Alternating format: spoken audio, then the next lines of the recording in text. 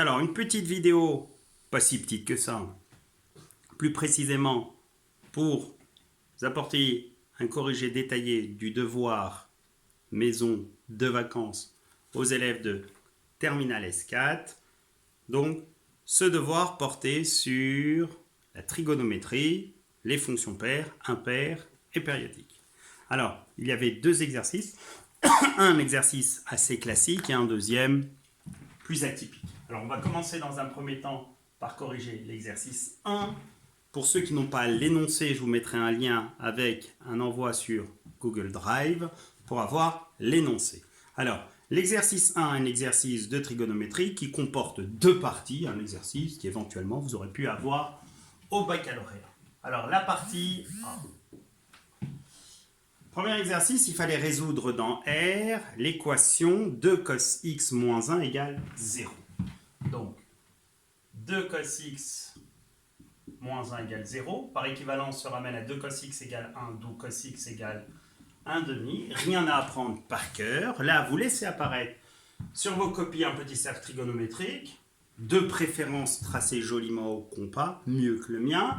Sachez que cos x se lit sur l'axe des abscisses. Vous positionnez ici 1 demi et vous voyez qu'il y a ici un premier type de solution qui correspond à pi sur 3 et ici moins pi sur 3. Mais là, j'ai volontairement non donné les solutions dans R, mais les solutions uniquement dans l'intervalle moins pi, pi. Donc maintenant, si je venais à déterminer, à savoir les solutions dans R, c'est pi sur 3 plus 2k pi, ou alors x égale moins pi sur 3 plus 2k pi, bien sûr en mentionnant que la variable que vous venez d'introduire est un entier relatif, c'est-à-dire appartient à l'ensemble noté grand Z. À partir de là, je vous demande de résoudre cette fois-ci, non pas une équation, mais une inéquation, non pas dans R, mais dans moins pi pi. Une inéquation à résoudre, c'est moins 2 cos x, moins 1 strictement positif. Donc celle-ci se ramène par équivalence à moins 2 cos x strictement supérieur à 1. On va diviser les deux membres par moins 2, nombre strictement négatif. De ce fait, changer le sens de l'inégalité, on obtient cos x strictement inférieur à moins 1 demi. À nouveau, rien à apprendre par cœur. On trace un petit cercle trigonométrique, toujours sur l'axe des abscisses, vu qu'on a affaire à un cosinus, on positionne moins 1 demi. On sait que les valeurs sont ici 2 pi sur 3 et moins 2 pi sur 3, à savoir celle dans moins pi. Pi, si on avait voulu celle dans R, il suffirait de rajouter plus de k pi avec k appartenant à z. Et maintenant, on veut que le cosinus soit strictement inférieur à ça, à savoir graphiquement, vous allez vous retrouver sur la partie que j'ai ici représentée en orange. Attention, ne commettez pas l'erreur, c'est la raison pour laquelle j'ai posé cet exercice, l'erreur très classique de celui qui me dit que c'est donc l'intervalle 2 pi sur 3 exclu, moins 2 pi sur 3. Erreur gravissime, parce que si vous définissez un intervalle, il faut plutôt que forcément la borne qui se trouve à gauche soit inférieure à celle de droite. Alors certains vont dire, on va prendre moins 2 pi sur 3, 2 pi sur 3. C'est absolument faux, vu que c'est le contraire de ça. Donc je vous rappelle le procédé pour résoudre une inéquation trigonométrique. On part de moins pi pour aller en pi. Donc on part de là, on décrit l'intégralité du cercle et on va voir quand est-ce qu'on a atteint cette zone représentée en orange. Donc on va de moins pi jusqu'à moins 2 pi sur 3. Moins pi étant pris alors que moins 2 pi sur 3 est exclu. Et ceci, uniquement le cercle trigonométrique, nous permet de donner les solutions. Donc la solution de cette inégalité dans l'intervalle moins pi ouvert, fermé, pi fermé, c'est moins pi jusqu'à moins 2 pi sur 3 exclu, union, 2 pi sur 3 exclu, jusqu'à pi. À partir de là, une fois qu'on a résolu, on est passé à une partie B. Alors, la partie B, où cette fois-ci, on a une fonction qui est définie sur R de la sorte, à savoir que f de x est égal à 2 sinus x plus x moins ça. Et la première des questions vous dit montrer que f n'est ni pair, ni impair, ni périodique de période de pi. Alors sachez une chose, que montrer qu'une fonction est paire, impaire ou périodique, consiste à en faire une généralité. Je vais vous rappeler, déjà pour qu'une fonction soit paire ou impaire, il faut que le domaine de définition soit centré en 0, c'est-à-dire que si x appartient à l'ensemble de définition, il doit en être de même pour moins x. Ici, c'est le cas vu que c'est R. Et par la suite, il faut que pour tout réel x de d de f de moins x soit égal à f de x pour que la fonction soit paire, ou que f de moins x soit égal à moins f de x pour que la fonction soit impaire. Pour qu'elle soit périodique de période de pi, il faut que pour tout réel x de d de f de x plus de pi soit précisément égal à f de x. Or ici, si vous lisez l'énoncé, on ne vous dit pas est-ce que f est paire, impaire et tout, on vous dit montrer qu'elle n'est ni paire ni impaire, ni périodique de période de pi. Donc il ne fallait pas calculer f de moins x comme j'ai pu le voir sur de nombreuses copies qui m'ont été envoyées. Donc ici, le plus simple était de faire quoi? De, par exemple, calculer f de pi et f de moins pi. Alors si vous calculez f de pi, ça va faire 2 sinus de pi plus pi moins 1. D'accord? Donc, si vous faites f ou f de pi sur 2, allez, on va prendre f de pi sur 2. Si on fait f de pi sur 2, ça va faire 2 sinus de pi sur 2. Le sinus de pi sur 2 étant égal à 1, donc ça va faire 2, plus pi sur 2 moins 1. Et on va calculer cette fois-ci f de moins pi sur 2. Sinus de moins pi sur 2 valant moins 1. On aurait donc moins 2, moins pi sur 2, moins 1. Et quel est le constat que l'on peut faire? C'est que f de moins pi sur 2 étant différent de f de pi sur 2, alors la fonction n'est pas paire. Donc pour démontrer que ce n'est pas paire, il suffit de trouver une valeur. Ce n'est pas la peine d'en faire une généralité. Et par la même occasion, f de moins pi sur 2 étant différent de moins f de pi sur 2, cette fonction n'est pas impaire. Alors maintenant, pourquoi cette fonction n'est pas périodique de période de pi? On va calculer f de 0 et f de 2pi. Si jamais on trouve les mêmes valeurs, on ne peut pas conclure au fait qu'elles soient ou non périodiques, mais si on trouve deux valeurs différentes, forcément, elles ne sont pas périodiques. Alors f de 0, ça fait 2 sinus de 0 qui donne 0, plus 0 moins 1, on obtient moins 1, alors que si vous faites f de 2pi, vous obtenez 2pi moins 1. Le constat est immédiat, f de 0 différent de f de 2pi. Cette fonction f n'est de ce fait pas périodique de période de pi.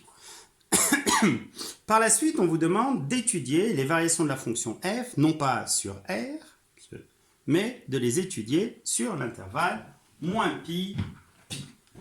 Alors, comment faire pour étudier le plus souvent les variations d'une fonction f?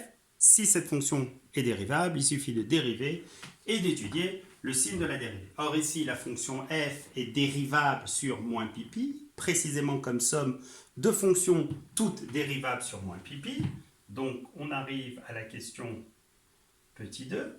Donc d de f', c'est précisément l'intervalle moins pi pi. Et pour tout x appartenant à d de f', vous avez f' de x.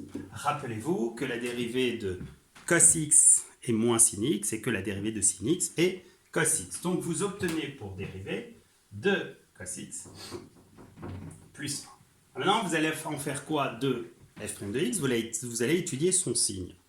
Et pour avoir le signe d'une expression, il ne suffit pas de résoudre une équation, mais une inéquation, excepté, je vous le rappelle, je vous l'ai dit des centaines de fois, excepté pour les fonctions affines ou trinômes, ce qui n'est pas le cas ici. Donc, vous allez par exemple convenir de résoudre f' de x strictement positif, ce qui fait 2 cos x plus 1 strictement positif. D'accord? Et soit vous remarquez quelque chose, c'est-à-dire qu'il y avait une dépendance entre les parties A et B, soit vous refaites tout le travail. Alors si vous remarquez une dépendance, c'est que si vous avez 2 cos x plus 1 qui est strictement positif, ça revient en multipliant par moins 1, moins 2 cos x moins 1 qui est strictement négatif. Et là, il suffit de prendre la partie A, question petit 2, celle que j'ai volontairement laissée ici. Et comme ici, on a strictement négatif, alors que là, c'était les solutions pour strictement positif. Donc les solutions sont l'autre partie, à savoir moins 2pi sur 3 jusqu'à 2pi sur 3. Ou sinon, vous refaites toute la démarche. Alors maintenant, on vous demande de déterminer les variations. Ben, rien de compliqué. Vous allez construire votre tableau sur lequel vous allez reporter votre ensemble de définitions, à savoir moins pi.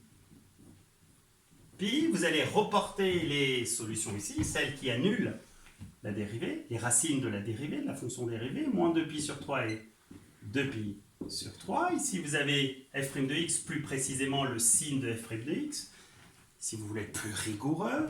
Et là, vous allez avoir f, donc plus précisément les variations de f, si vous voulez être puriste. Donc ici, f' de x, on a vu qu'il était strictement positif sur cet intervalle. Donc ici, vous avez un 0 ici, un 0 ici, un plus, et de ce fait, un moins et un moins. Et on en conclut par le lien qu'il existe entre le signe de la dérivée et les variations de la fonction, que la fonction serait strictement décroissante, strictement croissante, strictement décroissante.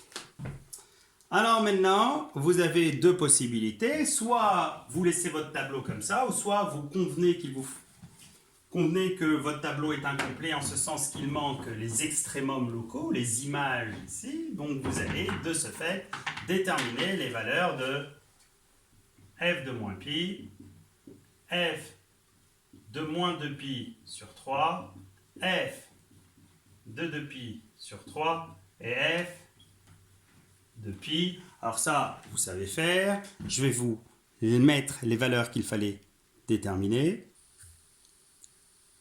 Donc, moyennant un calcul assez rapide, vous allez trouver les valeurs qui sont inscrites ici. Alors, sachez une chose, qu'il ne faut absolument jamais, au sein d'un tableau de variation, inscrire des valeurs approchées. Donc, soit ici, vous considérez que vous avez la place d'écrire moins pi, moins 1, moins racine de 3, moins... ou alors, tout simplement, vous écrivez f de moins pi, f de moins 2pi sur 3, f de 2pi sur 3, et ici, f de pi. D'accord? Et bien sûr, vous laissez apparaître extérieur au tableau les valeurs exactes ou éventuellement des valeurs approchées. En utilisant à nouveau votre calculatrice, vous avez trouvé pour valeur approchée de f de moins pi, moins 4,1, moins 4,8, et de toute manière, je tenais à vous rappeler une fois de plus, et je l'ai vu sur certaines copies, si vos variations sont correctes, il est impossible que l'image ici, la valeur que vous obtenez, soit plus grande que celle-ci, sans quoi il y a forcément une incohérence. Alors, on passe à la question suivante, où on vous demande de, c'est la question 3, en déduire que f de x égale 0 admet sur moins pi une unique solution θ. Alors, comme vous pouvez le constater ici, la valeur valant moins 4,1, donc sur cet intervalle, il n'y a de ce fait pas de solution sur l'intervalle moins pi, moins 2pi sur 3, f de x égale 0. Par la même occasion ici, f de 2pi sur 3 est une valeur strictement qui vaut à peu près 2,8 et ici 2,1 environ, donc il n'y aura pas de solution f de x égale 0 ici. Alors que là, cette valeur est strictement négative, celle-ci strictement positive. La fonction f étant continue sur l'intervalle moins 2pi sur 3 est strictement croissante. À valeur dans f de moins 2pi sur 3, f de 2pi sur 3 qui contient 0, moyennant le corollaire du théorème des valeurs intermédiaires, vous avez bien une solution θ. Alors maintenant, comment rédiger parfaitement les choses? Vous allez devoir décomposer votre intervalle moins pi en 3. Le premier, vous allez dire que sur l'intervalle moins pi, moins 2pi sur 3, f de x est strictement inférieur à f de moins pi, qui est strictement négatif, donc f de x égale 0 n'a pas de solution. Vous allez procéder de la même sorte ici, en disant que sur l'intervalle 2pi sur 3 pi, la fonction f est strictement décroissante. Et comme f de pi est strictement positif, alors f de x sur cet intervalle est strictement positif, donc f de x égale 0 n'a pas de solution. Et le plus important, c'est sur cet intervalle. Vous allez dire sur moins 2pi sur 3, 2pi sur 3, la fonction f étant continue, strictement croissante, à valeur dans f de moins 2pi sur 3, f de 2pi sur 3 qui contient 0, d'où d'après le corollaire du théorème des valeurs intermédiaires, f de x égale 0 admet sur l'intervalle moins 2pi sur 3, 2pi sur 3, une unique solution, et dans l'énoncé, elle a appelé θ, donc ne lui donnez pas un autre nom. Et n'oubliez pas, une fois cela terminé, d'en faire une conclusion générale pour répondre correctement à la question, à savoir que sur l'intervalle moins pi,